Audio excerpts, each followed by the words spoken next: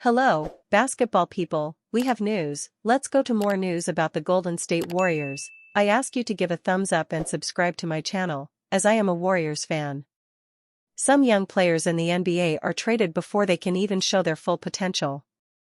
This is the case of Tracy Jackson Davis, who will probably not remain with the Golden State Warriors. As the Golden State Warriors enter the 2025 NBA Draft with the 41st overall pick, they are likely looking to select a league-ready player who can join the rotation at some point this season. While this provides multiple benefits, including a cheap roster spot to help ease their cap woes, drafting a young center in this slot, such as the ones that have been attached to them in multiple mock drafts, could mean the unfortunate end of Tracy Jackson Davis's time on the team. While Jackson Davis was ultimately cut out of the rotation last season following the ascension of rookie Quinton Post from the G League, he still has a lot to offer, and the Warriors will need to balance out their logjam at the center position at some point this season. Tracy Jackson Davis' time with the Warriors could be coming to an end. After a strong rookie season, Jackson Davis began last season as a candidate for starting center for Golden State, averaging 6.6 points, 5 rebounds, and 1.7 assists through 62 games. However, following the emergence of Post, whose floor-spacing perimeter shot helped level out the team's offense, Jackson Davis was quickly relegated to the bench. With the likely departure of veteran Kevin Looney, the Warriors will now have the opportunity to draft another center, and players such as Australian Rocco Zikarsky and Auburn's Johnny Broome have been attached to the team in mock drafts. Both of these players present bruising size and physicality in the paint, and, as older players, project to be ready to enter the rotation sooner rather than later. Zikarsky, who averaged 4.6 points, 3.4 rebounds, and 0.3 assists last season in Australia's NBL, stands at a whopping 7 feet 2 inches and, while he is currently only 18, has a translatable skill set for an end-of-rotation center. Broome, meanwhile, is entering the draft after 5 years in college and, after averaging 18.6 points, 10.8 rebounds, and 2.1 assists last season at Auburn, projects to be able to make an impact at the NBA level rather quickly, although his ceiling as a player is likely limited. Both of these players are projected to be available around the Warriors' draft slot, and, if they decided to take that direction instead of drafting any of the older college guards they have invited to work out with the team, minutes could become even tighter at the center position. Additionally, it has been heavily rumored that Golden State could pursue a starting center through the trade market or free agency, a fact that doubles this peril for Jackson Davis. While Jackson Davis has shown signs of development in his young career, his limited height and defensive capabilities as well as his lob-dependent offensive game could mean that his fit with the Warriors will not be viable for much longer. Warriors could trade erratic $37 million guard to Lakers for 6'8" forward, per writer. The Golden State Warriors must make the necessary changes to position themselves for a championship-winning 2025-26 campaign. The Golden State of Mind's Mark DeLucci proposed a trade that would send an erratic guard to the Los Angeles Lakers for a 6'8" forward.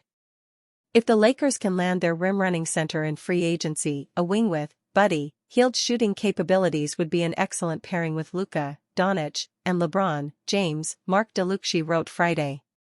Hield's addition would also make it easier for the Lakers to part with Austin Reeves in a separate trade. Moreover, Los Angeles would clearly love to unload Jared Vanderbilt's contract from their books. If the Lakers were willing to package an unprotected, or heavily unprotected, 2031 first-round pick to the Warriors for Hield, Golden State might be open to it. Hield is an excellent fit with the Warriors and would almost certainly not recoup a first-round pick on his own on the trade market. He is going to be 33 before the end of the year and has 2 more guaranteed seasons after 2025-26. Vanderbilt is extremely limited offensively but remains a 26-year-old elite athlete who is dynamic defensively. Vanderbilt's NBA career has been disappointing, to say the least. From competing with 4 teams in 7 seasons, showing no signs of expanding his offensive repertoire, and experiencing significant injuries, the Kentucky product has had a rough go of it in the big leagues. Vanderbilt averaged 4.1 points and 5.1 rebounds per game in only 36 contests with the Lakers this season, shooting 48.8% from the field and 28.1% from three-point land. Still, the 26-year-old's defensive versatility, ability to contain guards on the perimeter and hold his own as a low-post defender, could earn him a solid role with the Warriors in Delucci's hypothetical trade idea. Hield had his moments with the Dubs this season, shooting 50% from deep in October and 41.4% in November. However, his unpredictability flaw, specifically from beyond the arc, makes him an ideal primary trade bait asset this summer. Warriors must nail underrated offseason decision that can't be taken for granted. For the second time in as many years, the Golden State Warriors will head to the 2025 NBA Draft without their first-round pick. After giving up their 2024 selection in a 2019 trade, the Warriors will relinquish this year's pick as part of the blockbuster Jimmy Butler trade in early February. But that doesn't mean Golden State should take the draft for granted, particularly given their success in the second round over the past 2 years. The Warriors need to make use of their second-round pick. Mike Dunleavy's drafting has been near impeccable since taking the top job as general manager, including the selections of Tracy Jackson-Davis, 57, and Quinton Post, 52, as late second-round picks.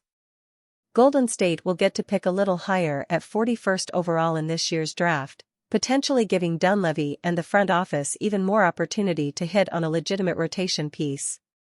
While Jackson-Davis went from starter to outside the rotation this season before re-emerging late in the playoffs, Post was a complete revelation in his rookie year and quickly became the 7-foot stretch big the Warriors needed despite starting in the G League and on a two-way contract. Both second-round centers started games during Golden State's playoff campaign. Post started Game 3 of the first-round series against the Houston Rockets, playing 27 minutes and recording a career-high 12 rebounds in a 104-93 victory. Stephen Curry's hamstring injury and the subsequent rejig of the lineup meant Jackson-Davis started the last 3 games of the second-round series against the Minnesota Timberwolves, having come after a 15-point, 6-rebound performance in Game 2. Yet it's not just the success of Jackson-Davis and now Post that means the Warriors should be focused on their second-round selection. With the CBA and first and second tax aprons playing a bigger role now than ever before, acquiring a cheap, cost-controlled asset can be incredibly valuable, as Anthony Slater outlined on the latest episode of the Warriors Plus Minus podcast. They want to find somebody they believe they can roster, and they believe at some point in their rookie season they can play. Steve Kerr's trade desire just got real after latest Jonathan Kuminga reports.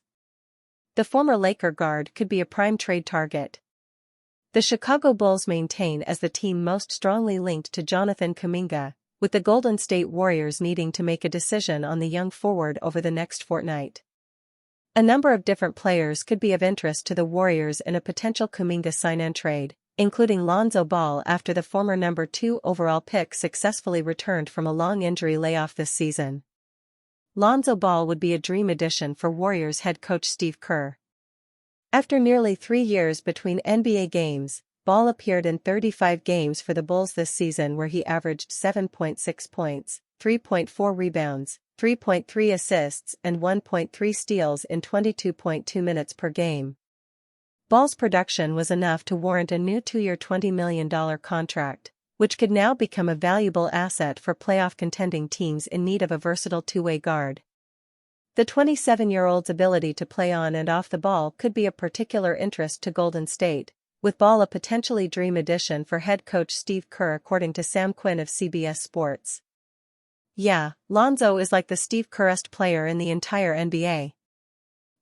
He would fit so beautifully into that motion offense with his passing, with his high IQ. The shooting obviously has improved substantially, Quinn said on Third Apron. Lonzo is like the guy in the entire NBA that I think I would most want to see play for Steve Kerr. They would have such a mind meld, they'd fit together so well.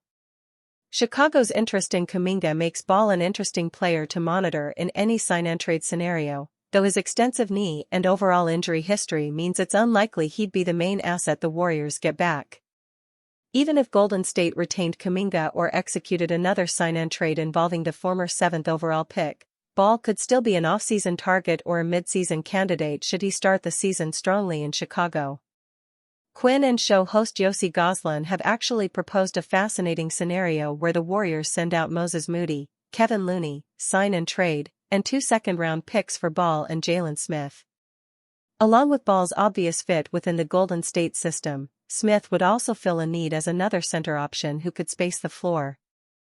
The former 10th overall pick averaged 8.2 points and 5.6 rebounds, having averaged 9.9 points and 5.2 rebounds while shooting 42.4% from three-point range the previous year with the Indiana Pacers. If the Warriors were to make that proposed trade or acquire Ball in an alternative deal, you just know that, pending health, the former Los Angeles Lakers guard would become a favorite of Kerr given his ability to handle the ball, shoot and be a primary point of attack defender. Klay Thompson trade gives Warriors blueprint to another heartbreaking move. It's nearly 12 months ago that the Golden State Warriors and Klay Thompson made the decision to part ways, with the franchise legend signing a 3-year, $50 million contract with the Dallas Mavericks. It was a tough period for the Warriors, yet one they actively ensured didn't go to complete waste. Mike Dunleavy Jr. and the front office smartly turned Thompson's departure into a 6-team sign-and trade, acquiring 2 rotation pieces in Buddy Hield and Kyle Anderson on mid-tier contracts. Anderson wasn't overly impactful but was used as key salary in the February trade for Jimmy Butler, while Golden State arguably wouldn't have made the second round of the playoffs without Hield's heroics in the do-or-die Game 7 of the first-round series against the Houston Rockets. Klay Thompson trade provides a blueprint for the Warriors. While they may not hold the same stature as Thompson, veteran duo Kevin Looney and Gary Payton II are also beloved champions who the Warriors will need to make decisions on as free agents this offseason. As limited role players over the past 18 months, Golden State may need to move on from Looney and Payton to upgrade the roster. Perhaps one or both come back on veteran minimum contracts, but the front office needs to be open-minded about what they could do in the coming weeks. If one or both of Looney and Payton were to depart, then the Thompson trade provides the blueprint on how the Warriors can make the most out of it. They won't be making anywhere near the contract the veteran sharpshooter got from the Mavericks last offseason, but they could get more than the minimum elsewhere and therefore open up a sign-and-trade scenario.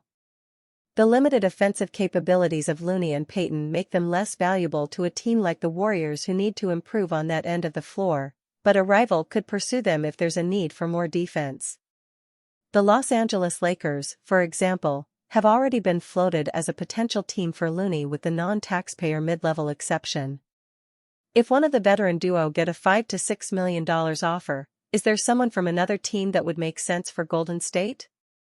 This is where canvassing the league will be incredibly important in trying to fill out the final spots on the roster. Alternatively, the Warriors could re-sign Looney and/or Payton to inflated contracts in order to trade them once eligible.